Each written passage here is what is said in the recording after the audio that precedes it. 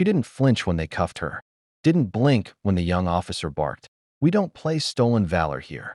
The crowd watched, their eyes hard, their whispers sharper than the metal on her wrists. All they saw was a woman, in a weathered hoodie, combat boots, and a Navy SEAL trident tattoo peeking from under her sleeve. They didn't ask why she stood at Arlington's gate before sunrise.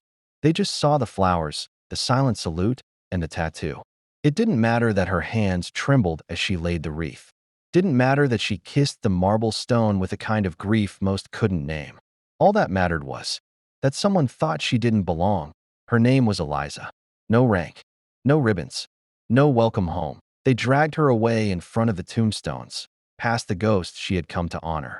A child nearby cried. The guard stayed silent. Even the wind, once soft, felt colder. Eliza had stopped explaining herself years ago. She knew how the world worked. A woman doesn't wear a SEAL insignia without questions.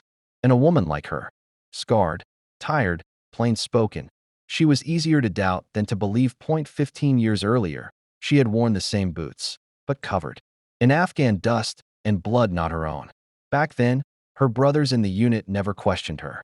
She was just Echo, a ghost in the mountains, a lifeline on bad nights. The last voice over comms before it all went dark. She never wanted credit, never sought headlines. She came home with pieces missing and medals she kept in a drawer. But the tattoo? That was real, etched by a teammate in Kandahar, not for pride, but for the ones who never made it back. It was a mark of grief, of promises kept in the dark. Inside the small security office near the cemetery's edge, they made her sit, asked her name, demanded ID, accused her of dishonoring the uniform. She didn't argue, didn't speak, just stared at the framed flag on the wall, the one behind the officer's desk. Its stars were crisp, its fabric folded perfectly. But to her, it looked heavy. Then came a knock. The door opened slowly, and in walked an Admiral. Older, tall, eyes like sea glass. He didn't say a word at first, just looked at Eliza. Not the way the others had. Not with suspicion, but with recognition. His eyes dropped to the tattoo. He stepped closer, then leaned in, whispering something no one else could hear. "That tattoo's real." The room fell still. He turned to the officer, voice calm but sharp. "You just detained one of Echo Team's best. The only reason 4 SEALs came home in 09 was her." The young guard swallowed hard, hands shaking. Silence spread like fire in dry grass. Eliza stood. She said nothing. She didn't need to, because truth doesn't shout. It doesn't beg. Truth simply waits. Until someone brave enough sees it. As she walked out, uncuffed, unbothered. The same bystanders who had doubted her now stepped aside.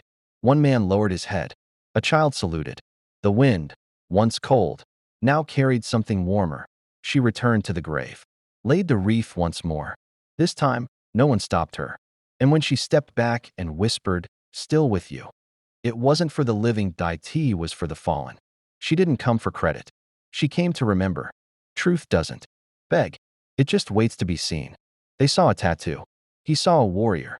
Not all heroes wear medals. Some carry silence as their shield. And sometimes, the world needs reminding that real strength doesn't raise its voice. It just endures. That if you believe in honoring the ones who never ask for it. Tell us where you're watching from. Share your thoughts below. And subscribe for more stories about silent heroes who deserve to be seen.